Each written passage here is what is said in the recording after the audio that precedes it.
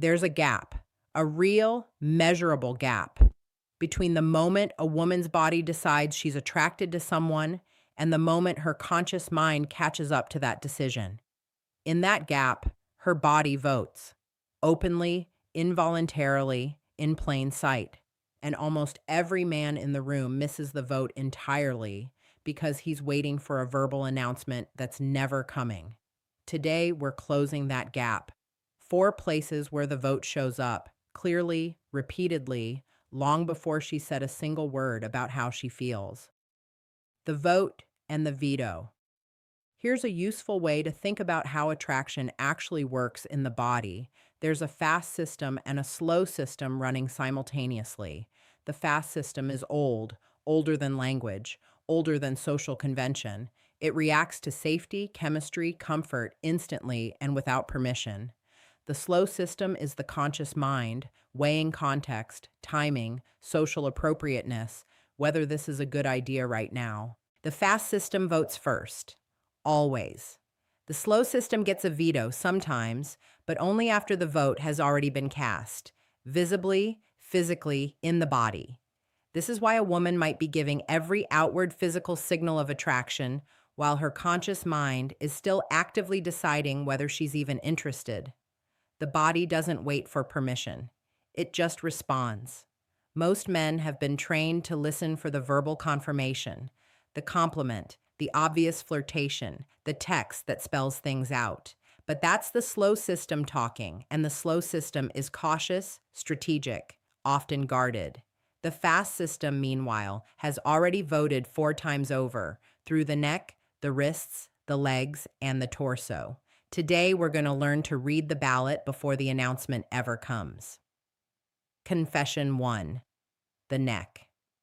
This is one of the oldest, most reliable signals in the entire human nonverbal repertoire, and most men walk past it without registering it at all. Watch for a head tilt that exposes one side of the neck, a hand drifting up to touch it, hair being swept aside, seemingly for no functional reason, leaving the neck visible. Here's why this carries weight. The neck is one of the most physically vulnerable regions of the human body. Vital structures sit close to the surface, protected by almost nothing. Every survival instinct points toward guarding it. So when someone exposes it voluntarily, without being asked, that's the fast system overriding a protective instinct. It functions as an old, deeply wired signal of trust and openness, something closer to "I don't perceive you as a threat" than anything consciously decided. The signal to watch for isn't a single instance, it's repetition. Once could be incidental. Multiple times within one conversation, especially clustered around moments of eye contact or personal topics, stops being coincidence. Confession 2. The wrists. This one is easy to miss because almost nobody is trained to look at it specifically.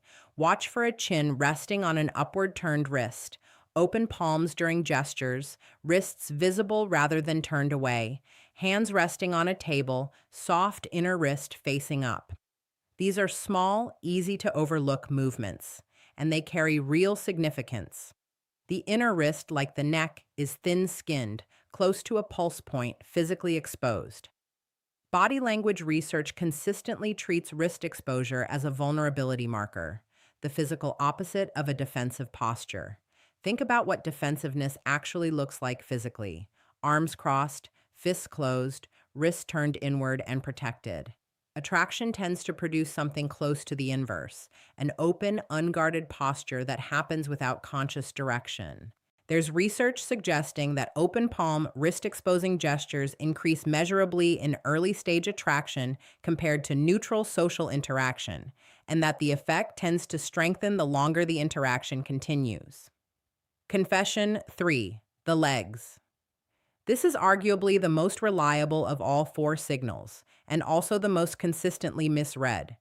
This isn't about appearance or clothing. It's about direction, positioning, and movement. 3 things almost nobody consciously manages. Behavioral analysts who study deception consistently point to the lower body as one of the hardest areas for people to consciously control. while facial expressions and hand gestures get managed fairly easily. Feet and legs tend to operate below that level of awareness, making them one of the more honest indicators available. Watch where feet point, even in a group setting where someone's verbal attention is directed elsewhere. The orientation of the feet often reveals where genuine interest is actually directed, regardless of who someone is talking to. Leg crossing carries directional meaning too. A top leg angled towards someone is generally read as an open signal. Angled away typically signals the opposite, a subtle barrier being created. There's also what could be called an activation signal, slight restlessness, weight shifting, small movements that often accompany the nervous system activation that comes with attraction. This isn't boredom. It's closer to internal energy with nowhere obvious to go.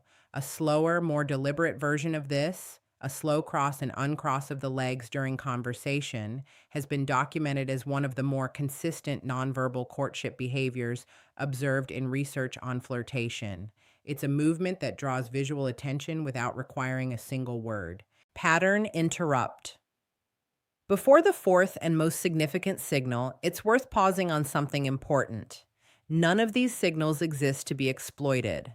They're not an invitation to act without context, and no single signal, not even a strong one, should be read in isolation from everything else happening in an interaction. What these signals are actually useful for is something simpler: closing the gap between what's being communicated and what's being consciously perceived. Most miscommunication in early attraction doesn't come from someone hiding their feelings deliberately. It comes from one person's fast system speaking a language the other person was never taught to read. Learning to read it isn't about gaining leverage. It's about reducing the amount of genuine connection that gets missed simply because nobody was looking in the right place. Now, the most revealing signal of the four. Confession. 4. The torso. This is the most significant signal of the four because it requires the most vulnerability and bypasses conscious management almost entirely.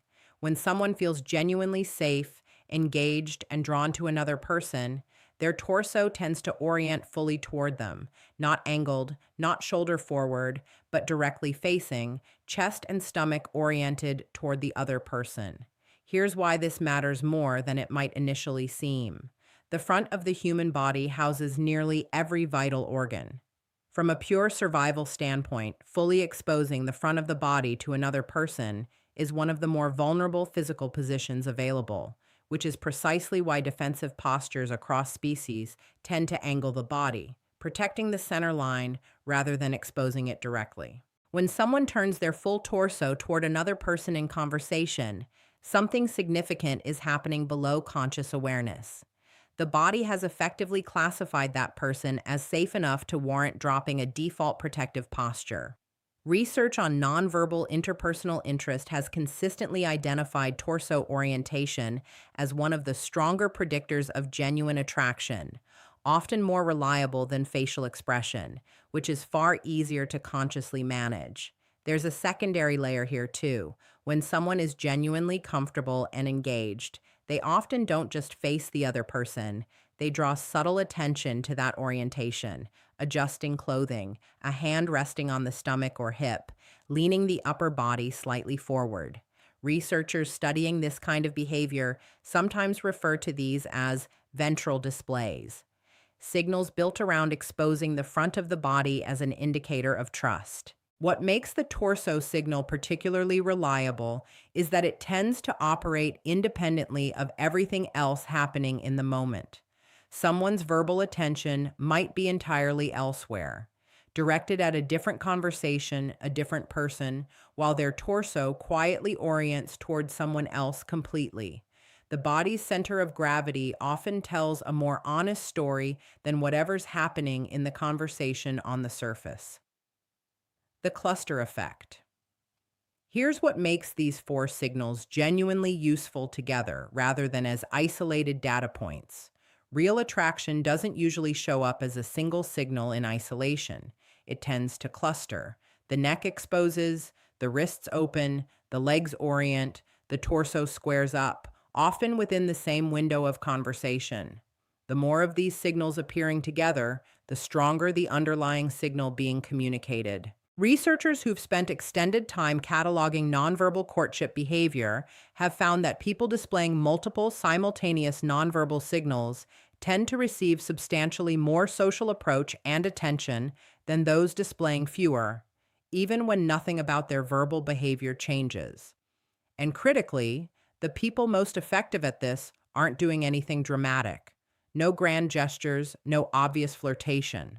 Just small, consistent, largely involuntary physical shifts that most observers dismiss as meaningless fidgeting.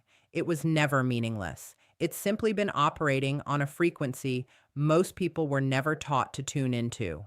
Closing, reading the ballot. Here's the thing worth sitting with at the end of all this. These four signals, the neck, the wrists, the legs, the torso, represent the fast system's vote, cast well before the conscious mind has finished deliberating. They're not strategic. They're not performed. That's exactly what makes them worth paying attention to. They're harder to fake than almost anything verbal. Recognizing them isn't about gaining an advantage in a conversation. It's about being present enough, attentive enough, to notice when someone's body has already answered a question their words haven't gotten around to yet. The responsibility that comes with recognizing this is straightforward. Pay attention, respond with genuine presence, and never treat a cluster of signals as more certain than it actually is. Context still matters. People still deserve the chance to communicate clearly in their own time.